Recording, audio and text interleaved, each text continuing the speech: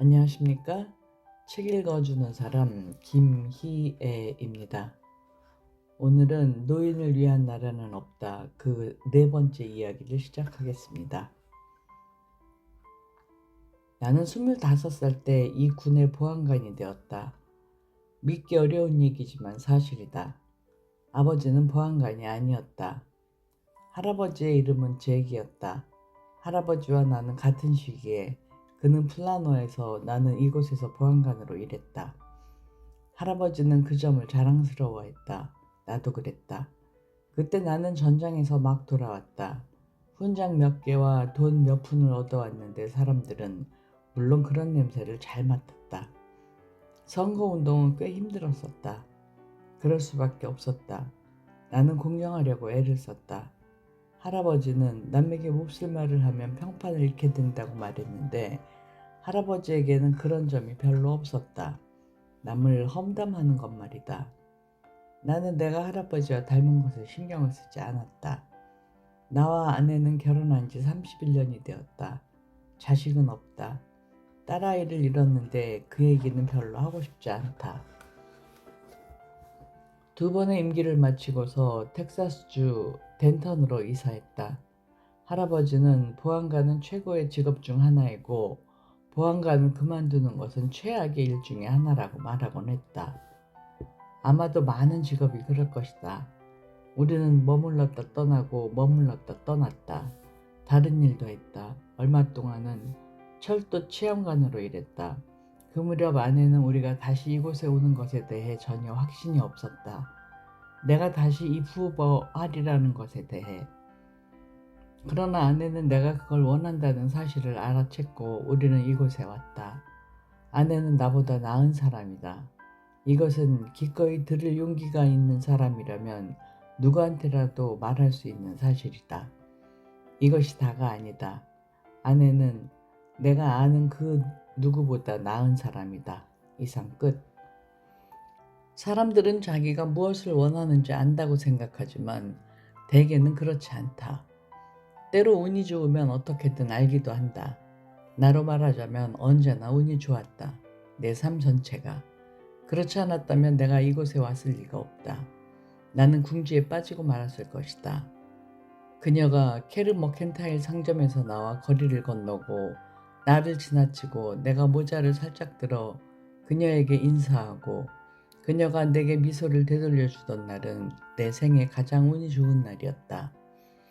사람들은 그들에게 닥치는 그들이 감수할 까닭이 없는 나쁜 일에 관해서는 불평을 늘어놓지만 좋은 일에 대해서는 잘 말하지 않는다. 그렇게 좋은 일을 겪어도 될 자격이 그들에게 있는지에 대해.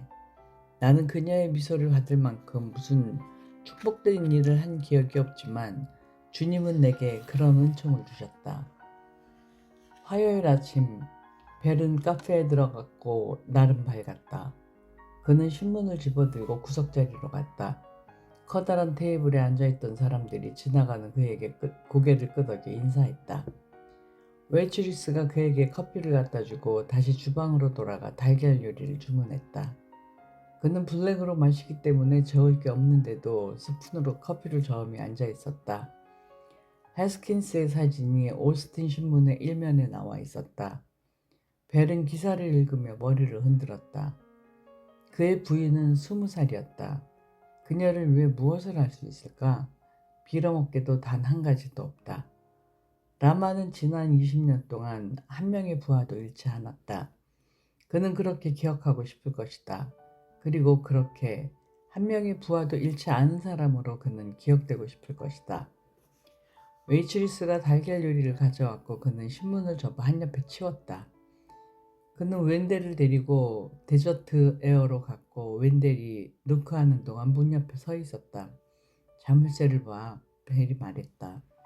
벨이 권총을 뽑고 문을 열었다. 경찰이다. 그가 소리쳤다. 여긴 아무도 없네요. 그렇다고 조심하지 않을 이유는 없어. 네, 맞아요. 그럴 이유는 전혀 없어요. 그들은 안으로 들어갔다. 웬델이 권총을 집어넣으려 했지만 벨이 막았다. 보통 때처럼 조심. 네, 보안관님. 그는 카페트에 떨어진 작은 노쇠 조각을 집어 올렸다. 뭐죠? 웬델이 물었다. 자물쇠에서 떨어진 실린더야. 벨은 칸막이의 합판을 손으로 더듬었다. 여기에 맞았군. 그가 말했다. 그는 노쇠 조각을 손바닥에 올려 무게를 가늠하고는 문을 바라보았다. 이것의 무게를 알고 거리와 낙차도 재고 속도도 계산할 수 있지. 그렇겠군요. 꽤 빠른 속도야. 네, 꽤 빠르군요. 그들은 방을 통과했다. 무슨 생각하세요, 보안관님? 놈들이 왔다 갔어. 그렇군요. 꽤 급히 서둘렀어. 네. 그는 부엌으로 들어가 냉장고를 열어 안을 들여다보고 다시 닫았다.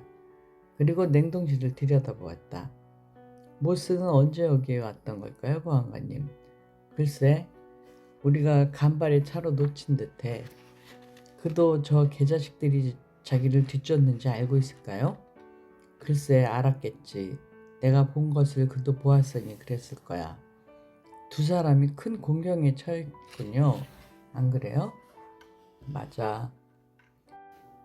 벨은 다시 거실로 들어갔다. 그리고 소파에 앉았다. 웬들은 문간에 서 있었다. 여전히 리볼버를 든 채였다. 무슨 생각하세요? 그가 물었다. 벨이 머리를 저었다. 그는 고개를 들지 않았다. 수요일이 되자 텍사스 주민의 반이 샌더슨에게 주목하게 되었다. 벨은 카페에 앉아 신문을 읽었다. 그가 신문을 내려놓고 고개를 들었다. 예전에 전혀 본 적이 없는 30살 무렵의 남자가 눈앞에 서 있었다. 그는 샌 앤토니오 라이트의 기자라고 자신을 소개했다. 이게 다 무슨 일입니까, 보안관님? 그가 물었다. 수렵 사건인 것 같소. 수렵 사건이요? 그래요. 어떻게 수렵 사건이 될 수 있죠? 농담하시는 거죠? 뭐 좀 물어봅시다. 좋습니다.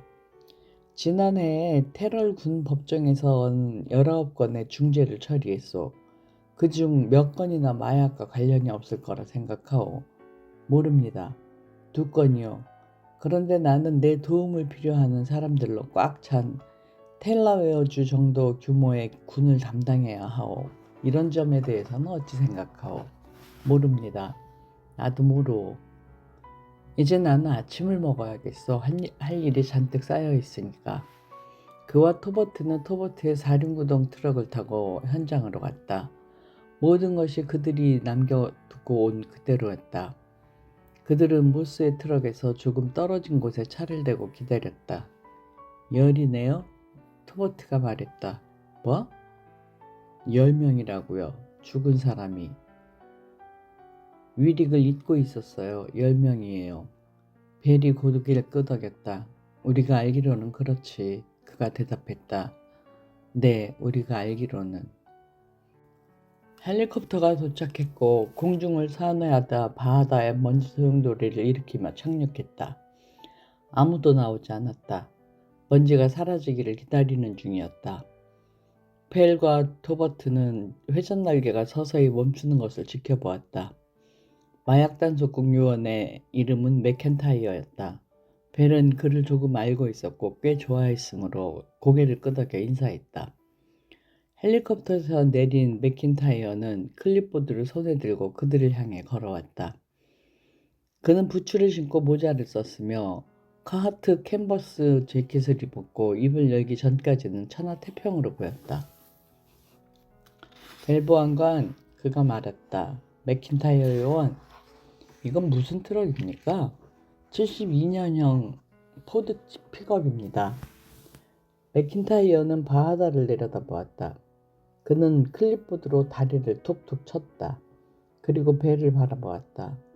알아볼 수는 있으니 그나마 다행이군요. 그가 말했다. 하얀색이군요. 네, 하얀색 맞습니다.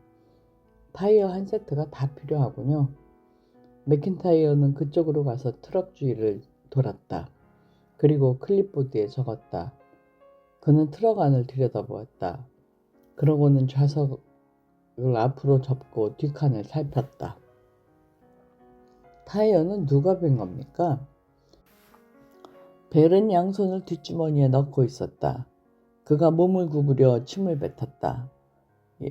여기 헤이스 부가는 다른 패거리가 했다고 생각합니다. 다른 패거리? 네. 이 차들은 다 총알 세례를 받았군요. 그렇죠. 이 차만 빼고. 네, 이 차만 빼고.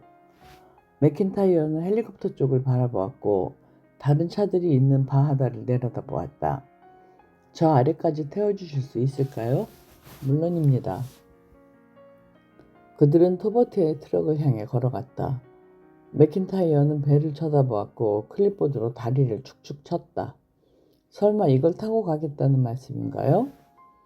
맥킨타이어 씨, 그냥 농담 한마디 해봤습니다. 그들은 바하다 안을 걸어가며 총탄 자국이 무성한 트럭들을 바라보았다. 맥킨타이어가 손수건으로 코를 움켜주며 말했다. 시신들이 많이 부었군요. 내가 본 것 중에서 제일 지독합니다. 그는 클립보드에 메모를 하며 서 있었다. 그리고 발걸음으로 거리를 재고 현장을 간략히 스케치했으며 번호판에서 차량 번호를 옮겨 적었다. 총이 하나도 없었습니까? 그가 물었다. 있어야 할 만큼은 없었지요. 증거물로 2자로 압수했습니다. 죽은 지 얼마쯤 됐을까요? 나흘이나 닷새쯤? 도망간 자가 반드시 있겠군요. 벨이 고개를 끄덕였다. 여기서 1마일쯤 북쪽에 시신이 하나 더 있습니다. 저 브롱코 뒷칸에 헤로인 가루가 흘러나와 있군요. 네, 멕시코산 검은 가루. 벨이 토버트를 바라보았다. 토버트가 몸을 굽혀 침을 뱉었다. 헤로인이 사라지고 돈도 사라진 거라면 누군가 또 사라진 자가 있다는 얘기군요. 그런 셈이죠. 맥킨타이어는 계속 기록했다. 걱정 말아요. 당신이 가져간 게 아닌 줄 아니까. 걱정 안 합니다. 맥킨타이어는 모자를 고쳐 쓰고 트럭을 바라보았다. 기마 경관들도 옵니까?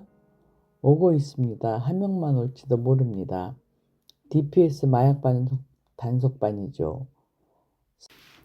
380 구경, 45 구경, 9mm 페러블럼, 12게이지, 38 구경 스페셜을 골고루 맞았군요. 이것 말고 또 찾은 게 있습니까? 그게 전부입니다. 맥킨타이어가 고개를 끄덕였다. 마약을 기다리던 자들도 지금쯤은 마약이 오지 않는다는 걸 알았겠군요. 국경 순찰 때도 옵니까? 제가 아는 한 다들 옵니다. 그들이 다 시원하게 처리하길 바랄 뿐이죠. 65년 홍수 때보다 관심들이 더 많은 것 같아요. 네, 이제 이 시체들을 여기서 빼낼 필요가 있군요. 맥켄타이어가 클립보드로 자신의 다리를 툭툭 치며 말했다. 진담은 아니겠죠? 9mm 페러블럼 탄도 맞았군요. 토버트가 말했다. 벨이 끄덕였다. 자네 파일에도 적어놓게. 시거는 델리오 서쪽 데블스강의 다리를 건너오는 트랜스폰더에 신호를 들었다. 자정 무렵이었고 하이웨이에는 차가 한 대도 없었다. 그는 조수석으로 손을 뻗어 기울여 다이얼을 앞뒤로 돌렸다. 전조등이 알루미늄 다리 난간에 앉아있는 어떤 커다란 새를 비추었다. 시거는 단추를 눌러 창문을 내렸다. 호수에 시원한 바람이 들어왔다. 그는 박스 옆에 놓인 권총을 집어 공이치기를 당기고 총신을 백미러에 올려놓고 창문 밖으로 겨누었다. 권총은 총신 끝에 소음기를 용접해서 붙여놓은 것이었다. 소음기는 꼭 헤어스프레이처럼 생긴 누색 가스버너로 만든 것이었는데 유리섬유 단열재로 안을 채우고 검정색으로 까맣게 칠해놓았다. 그는 새가 웅크리고 날개를 펴는 순간 방아쇠를 당겼다. 새는 눈부시게 하얀 빛 속에서 섬광처럼 튀어올라 어둠 속으로 사라졌다. 탄화는 난간에 맞고 밤하늘 속으로 튕겨나갔고 난간에서 윙윙거리는 소리가 둔중하게 퍼지다가 그쳤다. 시가는 권총을 좌석에 내려놓고 창문을 다시 올렸다. 모스는 운전사에게 요금을 지불하고 모텔 접수실 앞에 켜놓은 불빛 속으로 나와 가방을 어깨에 들쳐매고 택시문을 닫고 안으로 들어갔다. 여자는 벌써 카운터 뒤에 들어가 있었다. 그는 가방을 바닥에 내려놓고 카운터에 몸을 기댔다. 여자는 약간 당황한 듯했다. 안녕하세요. 그녀가 인사했다. 좀 더 머무시게요? 방이 하나 더 필요해요. 방을 바꾸시려고요? 아니면 옆방을 또 쓰시게요? 이미 빌린 방은 그대로 쓰고 다른 방을 하나 더 빌리려고 합니다. 알았습니다. 모텔 안내도 같은 거 있습니까? 그는 카운터 아래쪽을 보았다. 그런 게 있긴 있었는데 잠시만요. 이건가 보네요.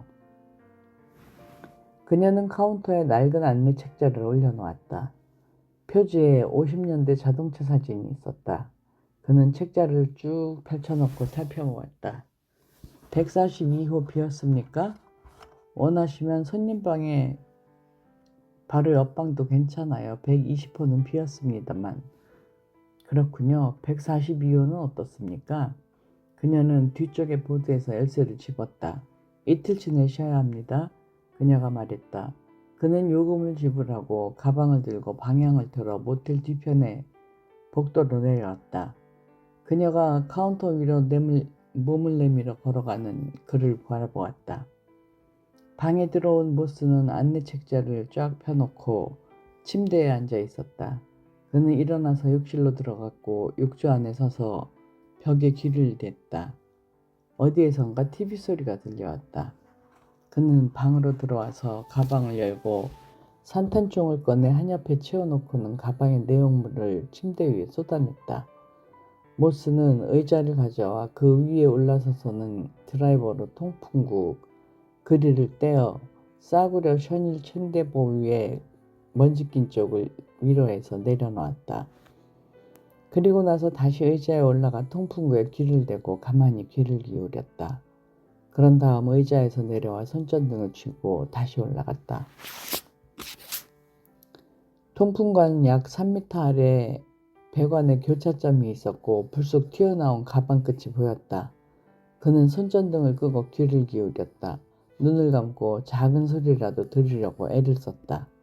그는 의자에서 내려와 산탄총을 들고 문 쪽으로 가서 자기 방에 불을 끄고 어둠 속에 서서 커튼을 통해 안뜰을 내다보았다. 그리고 다시 돌아와 산탄총을 침대에 놓고 손전등을 켰다. 작은 나이론 가방을 열어 봉들을 꺼냈다.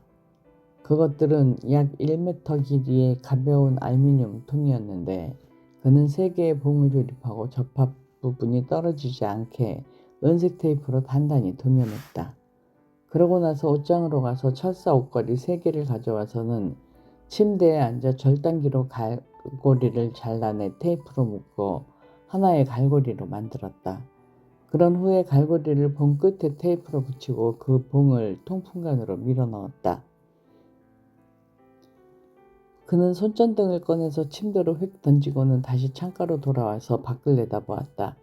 트럭 한 대가 웅웅거리며 하이웨이를 달려간다. 그는 트럭이 지날 때까지 기다렸다. 고양이 한 마리가 안뜰을 가로지르다가 멈추었다. 고양이가 다시 움직였다. 모스는 다시 손전등을 들고 의자 위에 올라섰다. 손전등을 켜고 빛이 새나가지 않도록 아연 도금판으로 만든 통풍관 벽에 렌즈를 바짝 붙인 다음 갈고리를 가방 너머로 넘긴 후 봉을 넘겼다. 갈고리가 가방에 채서 약간 끌고 오다가 미끄러졌다. 몇 번의 시도 끝에 간신히 가죽대 하나에 걸고리를 걸 수 있었고 손으로 서류 가방을 잡을 수 있을 때까지 두 손을 번갈아 쓰며 먼지 속에서 조심스럽게 봉을 끌어당겼다. 그는 의자에서 내려와 침대에 앉아 가방의 먼지를 닦아낸 다음 걸쇠와 죬쇠를 따고 가방을 열어 지폐다발들을 바라보았다. 그중 한 다발은 가방에서 꺼낸 손가락 끝으로 스르륵 넘겼다. 그러고 나서 다시 가방에 던져 넣고 전날 가죽뒤에 묶어놓은 블라인드 끈을 풀어내고는 손전등을 끄고 가만히 앉아 귀를 기울였다. 그는 다시 일어나서 봉을 통풍구 안으로 집어넣고는 그릴을 가져와 붙여놓았고 도구들을 걸어모았다. 그리고 열쇠를 책상에 넣고 산탄총과 도구들을 작은 가방에 넣은 뒤 그 가방과 서류 가방을 들고 밖으로 나갔다. 모든 것을 그대로 남겨둔 채. 시건은 창문을 내리고 수신기를 무릎 사이에 놓은 채 일렬로 늘어선 모델방을 천천히 차를 옮겼다. 그는 주차장 끝에서 차를 돌려 다시 돌아왔다. 속력을 줄이다가 멈추었고 후진기어를 넣고 아스팔트 포장 위로 살짝 내려섰다가 다시 멈추었다. 마침내 모텔 접수대 앞에 차를 내고 안으로 들어갔다. 접수실 벽시계가 12시를 가리켰다.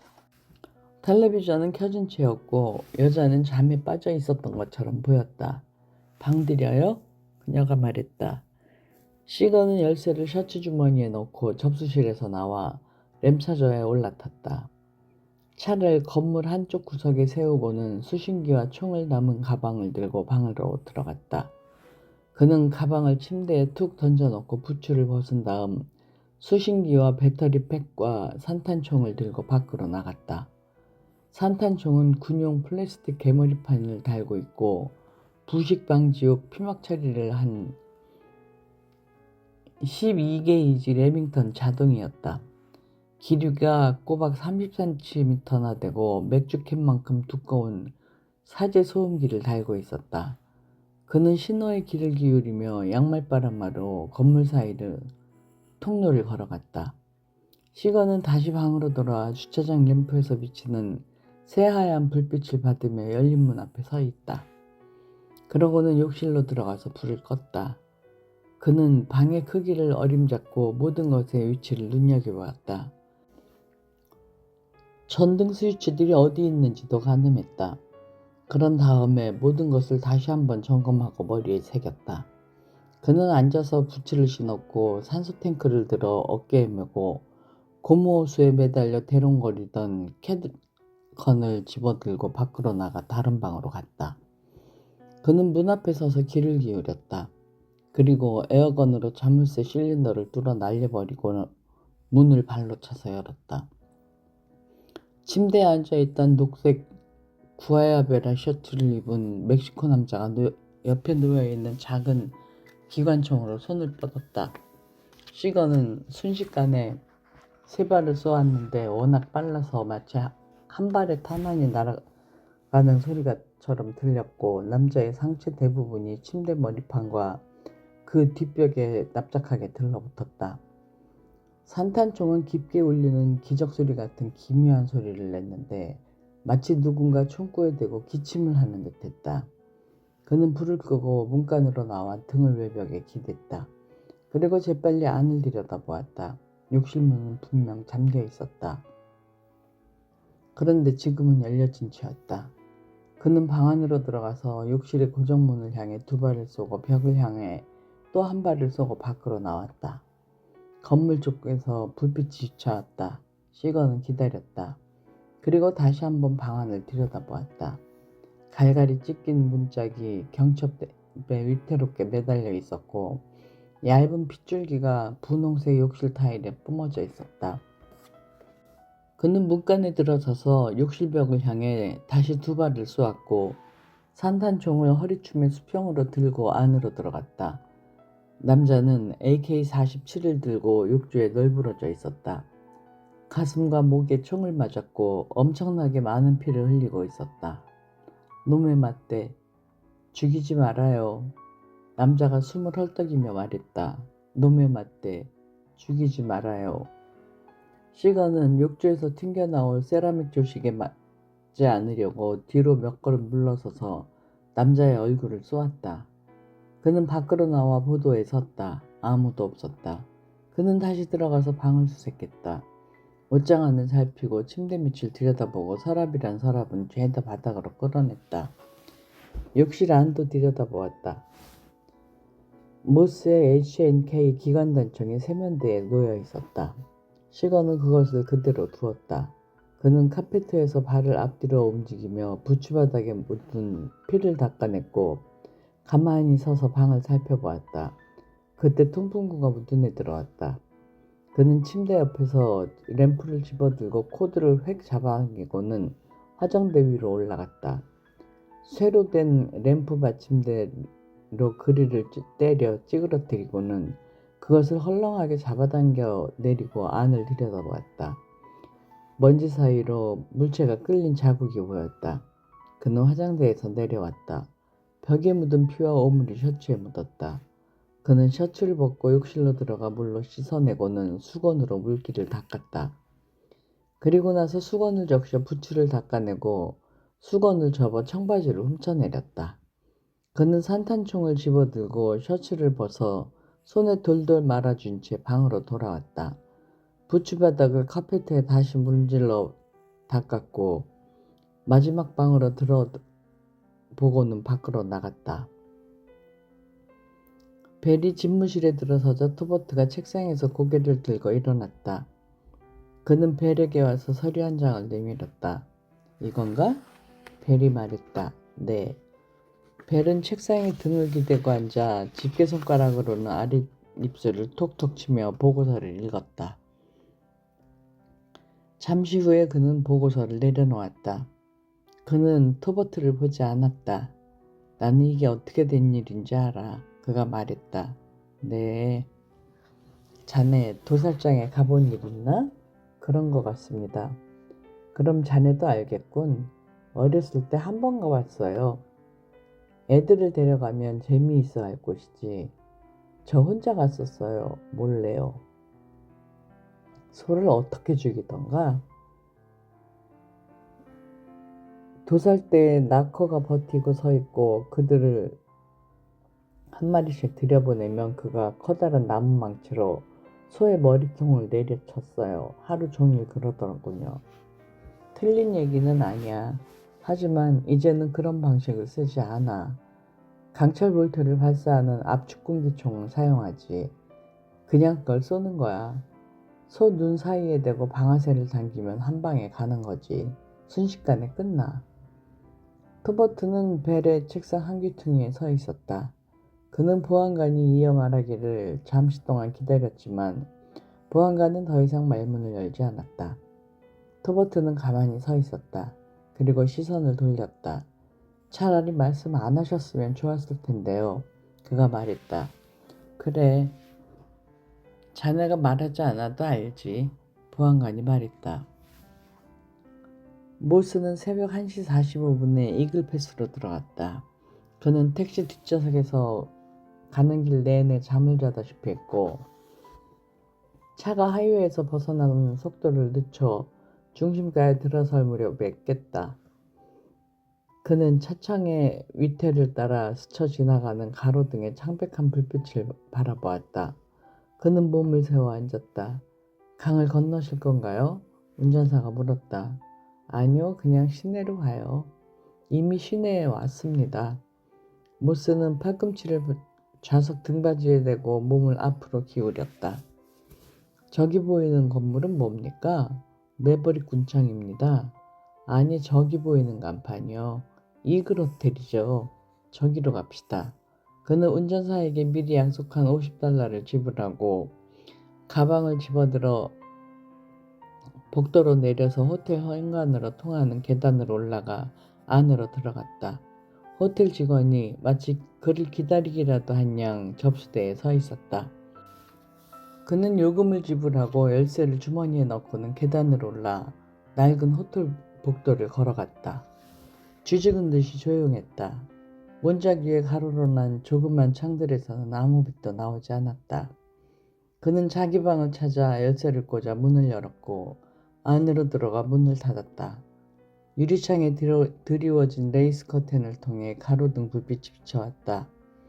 그는 가방들을 침대에 놓고 다시 문 쪽으로 걸어가서 천장 전등을 켰다.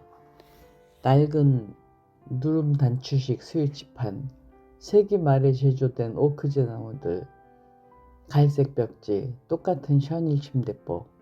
그는 침대에 앉아 생각에 잠겼다. 그러다가 갑자기 일어나 창밖으로 주차장을 내다보았고 욕실로 들어가서 물 한 잔을 따라 돌아왔다. 다시 침대에 앉았다. 그는 한 모금 마시고는 물잔을 침대 밑 탁자의 유리 상판에 올려놓았다. 젠장, 빠져나갈 방법이 없군. 그가 말했다.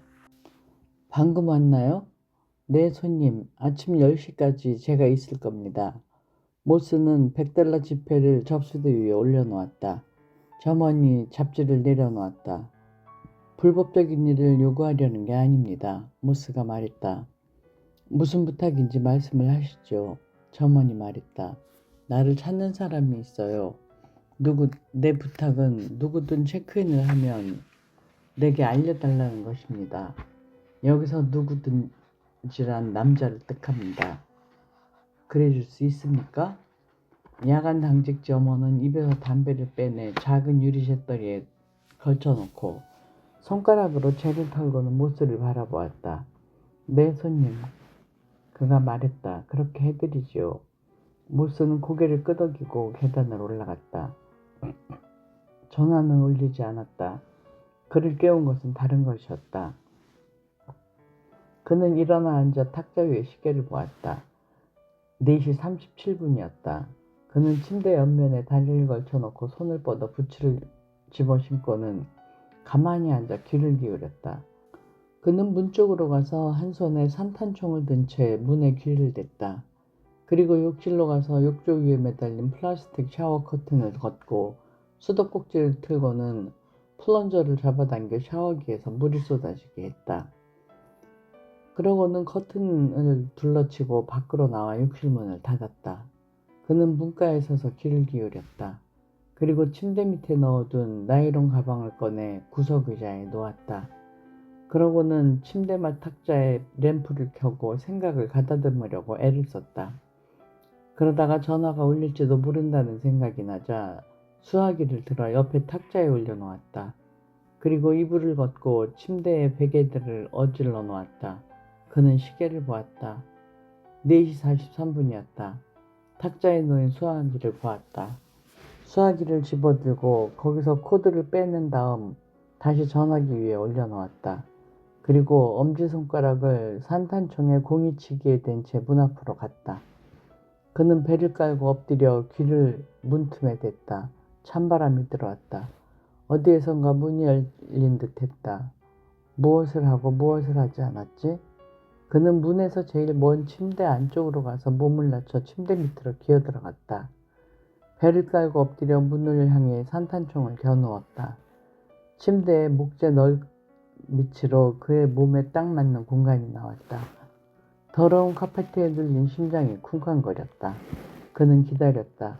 문틈으로 보이는 가로 빗줄기에 2개의 검은 그림자 기둥이 세로로 교차했다. 다음에 그가 들은 것은 자물쇠에 열쇠를 집어넣는 소리였다. 그는 복도를 볼 수 있었다. 아무도 없었다. 그는 기다렸다. 눈도 깜빡이지 않으려 했으나 눈은 깜빡였다. 모스는 건물의 벽돌 벽에 등을 대고 모퉁이를 돌았다. 차에서 내린 2 남자가 뛰어서 차도로 건너오고 있었다. 한 명이 소구경 기관총을 쏘았고 모스는 그들을 향해 산탄총을 2번 발사하고는 성큼 뛰어갔다. 가랑이 사이로 따뜻한 피가 흘러내렸다. 자동차가 다시 출발하는 소리가 들렸다. 모스가 그란데 거리에 닿았을 때는 그의 등 뒤에서 총격전의 아수라장이 벌어졌다. 그는 더 이상 뛸 수 없을 것 같았다. 그는 쇼윈도에서 팔꿈치를 옆구리에 대고 가방을 어깨에 맨 채 산탄총과 가죽 서류 가방을 들고 절뚝거리고 있는 자신의 모습을 보았다. 캄캄한 유리에 비친 전혀 설명할 수 없는 자신의 모습을. 다시 쇼윈도를 보았을 때 그는 보도에 앉아 있었다. 개자식 어서 일어나. 그가 말했다. 그렇게 있으면 넌 죽어. 어서 일어나란 말이야. 그는 부츠 안에 차오른 핏물을 첨벙거리며 라이언 거리를 건넜다. 가방을 끌어당겨 지퍼를 열고 산탄총을 집어넣고는 다시 닫았다. 몸이 자꾸 휘청거렸다. 그는 다리 쪽으로 걸어갔다. 추위에 몸이 떨려왔고 속이 메스꺼웠다. 다리의 미국 쪽 관문에는 환전창구와 십자형 회전문이 있었다. 그는 10센트 동전을 투입구에 넣고 비틀거리며 가로대를 밀고 나와 좁은 통행로를 바라보았다. 동이 트고 있었다. 동쪽 강안을 따라 펼쳐진 봄나무 위로 뿌연 잿빛이 흐트러쳤다. 다리 건너편이 아득히 멀어 보였다. 모스는 다리 중간쯤에서 이쪽으로 내려오는 젊은 패거리를 만났다. 18쯤으로 보이는 4명의 젊은이들에게였는데 약간 술에 취해 있었다. 그는 가방을 보도에 내려놓고 주머니에서 $100짜리 지폐 뭉치를 꺼냈다. 지폐는 피에 묻어 번들거렸다. 그는 피를 바지에 문질러 닦아내고 5장을 뺀 후 나머지를 뒷주머니에 넣었다. 잠깐만. 그가 철사 울타리에 몸을 기대며 말했다. 그의 뒤편으로 보도에 찍힌 피 묻은 발자국이 무슨 단서 같았다. 잠깐만. 그들은 보도 연석에서 모스를 지나쳐가기 위해 차로 쪽으로 걸음을 내딛었다. 코트를 나한테 팔 수 있을까? 그들은 지나칠 때까지 걸음을 멈추지 않았다. 한 명이 뒤를 돌아보았다. 얼마 주실 건데요? 그가 말했다. 자네 뒤쪽에 저 친구, 롱코트 입은 친구. 롱코트를 입은 소년이 다른 일행과 함께 멈추었다. 얼마 주실래요? $500 주지. 거짓말 마요. 그냥 가자, 브라이언. 그만 가자니까, 브라이언. 술 취한 사람이야. 브라이언이 그들을 보았고 다시 모스를 보았다. 돈을 보여줘요. 그가 말했다. 여기 있어. 보여줘요. 먼저 코트를 주면. 그만 가자, 브라이언. $100를 줄 테니까 코트를 줘. 그러면 나머지를 주지. 좋아요. 그는 코트를 벗어서 모스에게 주었고 모스는 그에게 돈을 주었다. 이건 뭐예요? 피라고요? 그래. 그는 한 손에 지폐를 들고 서 있었다. 그리고 제 손가락에 묻은 피를 바라보았다. 무슨 일이에요? 총에 맞았어. 가자, 브라이언 젠장. 돈 줘요. 모스가 그에게 돈을 건네주고 어깨에 맨 지퍼 가방을 보도에 내려놓고 간신히 코트를 입었다. 소녀는 지폐를 접어 주머니에 넣고 저쪽으로 걸어갔다. 그는 일행과 합류해서 계속 걸어갔다. 그러다가 그들이 멈추었다. 그들은 서로 이야기하며 그를 돌아보았다. 모스는 코트를 단추를 채우고 돈을 안주머니에 넣고 가방을 어깨에 메고 서류 가방을 들었다. 너희들 계속 걸어야 할 거야. 그가 말했다. 2번 말하지 않는다. 그는 몸을 돌려 걸어갔다. 3명밖에 없었다. 그는 손꿈치로 눈을 훔쳤다. 4번째 소년이 어디 있는지 보려고 했다. 순간 처음부터 4번째 소년은 없었다는 걸 깨달았다. 상관없어. 그가 말했다. 한 발씩 앞으로 옮기기만 하면 돼. 다리 밑으로 강이 실제로 흐르는 곳에 이르렀을 때 그는 걸음을 멈추고 아래를 내려다보았다. 멕시코로 들어가는 입구가 바로 앞에 있었다. 다리 반대편을 돌아보았지만 3명의 소녀는 사라지고 없었다. 동쪽에서 희뿌연 빛이 번져왔다. 마을 뒤편의 검은 산들 너머로 다리 아래의 강물은 검은색으로 느릿느릿 흘렀다. 어디선가 개가 짖었다. 그것 말고는 조용했다. 아무 소리도 들리지 않았다. 미국 쪽 강변에는 키 큰 카리조 케인이 자라고 있었다. 그는 지퍼 가방을 내려놓고 서류 가방에 손잡이를 잡아 뒤로 돌렸다가 난간위로 내던졌다. 타는 듯한 고통이 느껴졌다. 그는 옆구리를 잡고 가방이 다리 가로등에 희미한 불빛을 받으며 천천히 회전하여 소리 없이 케인밭으로 떨어져 사라지는 모습을 보았다. 그러고는 얼굴을 철망에 댄 채 피가 고인 보도에 주저앉았다. 일어나. 그가 말했다. 젠장. 어서 일어나. 모스가 관문소에 도착했을 때 거기에는 아무도 없었다. 그는 문을 밀고 나가 코아울라주의 피아드라 네그라스로 들어갔다. 그는 유칼립투스 나무들에게서 찌르레기가 깨어 울어대는 작은 공원으로 걸어갔다. 나무들은 대략 건물 벽에 징들이 널판을 두르는 높이까지 흰색으로 칠해져 있었는데 그래서 공원은 무작위로 흰색 기둥들을 세워둔 것처럼 보였다. 중앙에는 금속으로 만든 정자가 있었다. 그는 철제 벤치에 무너지듯이 앉아 가방을 옆에 놓고 몸을 앞으로 기울인 채 가까스로 몸을 지탱했다. 공원의 램프 스탠들에서 둥그스름한 오렌지빛이 너울거렸다. 세상이 점차 멀어졌다. 공원 너머에 교회가 있었다. 아주 멀어 보였다. 나뭇가지에서 찌르레기들이 깨어나 울어대기 시작했고 날이 밝아왔다. 그는 한 손으로 벤치를 짚었다. 메스꺼웠다. 누우면 안 돼. 해는 없었다. 회색 빛만이 동터왔다. 거리는 젖어 있었다. 상점은 닫힌 채였다. 철제 셔터들 한 노인이 빗자루로 쓸며 다가왔다. 그가 걸음을 멈추었다. 그리고 다시 움직였다. 세뇨르 모스가 말했다. 부에노. 노인이 말했다. 영어 할 줄 알아요? 노인은 양손으로 빗자루를 든 채 모스를 바라보았다.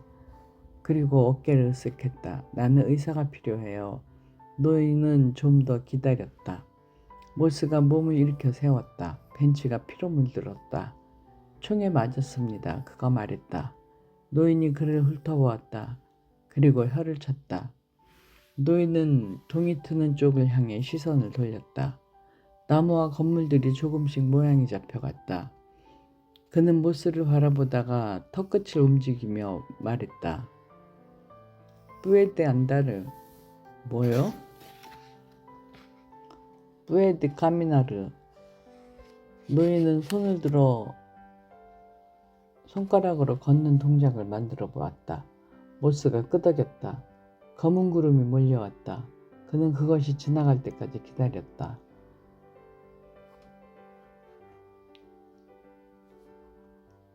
돈 가진 거 있습니까? 청소부가 엄지손가락과 다른 손가락을 비볐다. 모스가 말했다. 씨. 그는 벤치에서 일어났다. 몸이 자꾸 중심을 잃었다. 그는 코트 주머니에서 피에 젖은 지폐 주머니를 꺼내고는 $100를 빼내 노인에게 건넸다. 노인은 공손한 태도로 돈을 받았다. 그는 모스를 보면서 빗자루를 벤치에 기대 세웠다. 실거가 계단을 내려와 호텔 정문 밖으로 나왔을 때 그는 오른쪽 허벅지에 수건을 두르고 블라인드 끈으로 동요맨 모습이었다. 수건은 이미 피로 흠뻑 젖은 상태였다. 한 손에는 작은 가방을 들고 다른 손으로는 권총을 들고 있었다. 캐딜락은 교차로에 있었고 바로 거기에서 총격전이 벌어졌다. 실거는 이발소 문간으로 물러섰다. 자동소총의 콩 볶는 소리와 산탄총의 둔중한 저음이 건물들 사이로 울렸다. 거리의 사내들은 레인코트를 입고 테니스화를 신고 있었다. 이 지역에서는 만나기 어려운 부류로 보였다. 시거는 뒷걸음질로 절뚝거리며 계단으로 올라 현관으로 물러섰고 권총을 난간에 대고 방아쇠를 당겼다. 사내들이 총알이 나오는 곳을 알아챌 때쯤 그는 이미 한 명을 사살했고 다른 한 명에게 총상을 입혔다. 총에 맞은 남자는 자동차 뒤에 숨어 호텔 쪽으로 총을 쏘았다. 시거는 벽에 등을 기대고 권총에 새 탄약 클립을 넣었다. 여기저기서 유리가 깨져나가고 창틀이 산산이 부서졌다. 현관의 전등이 꺼졌다. 아직 날이 어두워서 총부에서 번득이는 섬광이 보였다. 잠깐 사격이 멈추었고 시거는 몸을 돌려 호텔 로비로 들어갔다. 부츠에 유리 조각이 밟혀 바삭거렸다. 그는 다리를 절며 복도를 지나 호텔 후미의 계단을 내려가 주차장으로 빠져나갔다. 시거는 거리를 건너 건물들의 북쪽 벽을 따라 수건으로 동여맨 한쪽 다리를 휘저으며 제퍼슨 거리를 서둘러 걸어갔다. 매버릭 군청에서 불과 한 블록 떨어진 곳이었고 그는 새로운 일당이 도착하기까지 겨우 몇 분밖에 남지 않았다는 것을 깨달았다. 그가 모퉁이에 닿았을 때는 거리에 남자 한 명밖에 서 있지 않았다. 남자는 자동차 뒤에 있었고 차는 충격을 심하게 받아 모든 유리가 사라졌거나 하얗게 부서진 상태였다. 차 안에는 최소한 한 명이 있었다. 남자는 호텔을 지켜보고 있었고 시거는 권총을 조준해서 그에게 두 방을 쏘았고 남자는 거리에 쓰러졌다. 시거는 건물 모퉁이 뒤로 물러나서 권총을 어깨 높이로 세워들고 기다렸다. 차가운 아침 공기에 독한 화약내가 진동했다. 마치 한바탕 불꽃놀이가 벌어진 듯했다. 아무 소리도 들리지 않았다. 시거가 절뚝거리며 거리로 나왔을 때 그는 호텔 현관에서 총을 쏘았던 남자가 보도 쪽으로 기어가고 있었다. 시거가 그를 보았다. 그리고 그의 등에 총을 쏘았다. 다른 한 명은 자동차 앞 범퍼 옆에 누워 있었다. 그는 머리에 총을 맞았고 주변에 검붉은 피가 흥건하게 고여 있었다. 무기가 옆에 떨어져 있었지만 시거는 눈길도 주지 않았다. 그는 자동차 뒤쪽으로 걸어가서 부츠로 남자를 툭툭 치고는 그가 쓰고 있던 기관총을 주었다. 25발 클립이 끼워진 우찌 기관단총이었다. 시거는 죽은 남자의 레인코트 주머니를 샅샅이 뒤져 3개의 클립을 더 찾아냈는데 그중 하나는 탄약이 가득했다. 그는 재킷 주머니에서 클립을 집어넣었고 권총을 벨트에 끼워 넣은 후 기관단총에 장착된 클립의 총알을 확인했다. 그리고는 기관단총을 어깨에 메고 보도로 절뚝거리며 돌아갔다. 그가 등을 쏘았던 남자가 거기에 누워 그를 바라보았다. 시거는 호텔과 군청사의 방향의 거리를 바라보았다. 키 큰 야자수줄, 그리고 남자를 보았다. 도와주시오. 남자가 말했다. 시거가 허리춤에서 권총을 꺼냈다. 그는 남자의 눈을 똑바로 쳐다보았다. 남자가 시선을 외면했다. 나를 봐. 시거가 말했다. 남자가 시거를 보다가 다시 고개를 돌렸다. 영어 할 줄 알아? 그래. 눈을 돌리지 마. 당신이 나를 봤으면 좋겠어. 그는 시거를 보았다. 남자는 새로 밝은 날이 희미해지게 옅어지는 것을 보았다. 시거는 이마에 총구를 대고 머리를 관통시키고는 남자를 지켜보았다. 두 눈에 실핏줄이 터지고 빛이 희미하게 사위어갔고 그렇게 진이 빠진 세상에 타락해가는 자신의 모습이 비쳤다. 그는 권총을 벨트에 끼워 넣고 한 번 더 거리를 돌았다 보았다. 그리고는 가방을 집어들고 기관단총을 어깨에 메고 다리를 절뚝거리며 거리를 건너 차를 주차해 놓은 호텔 주차장으로 걸어갔다. 노인을 위한 나라는 없다. 4번째 이야기는 여기까지입니다. 책 읽어주는 사람 김희애였습니다. 감사합니다.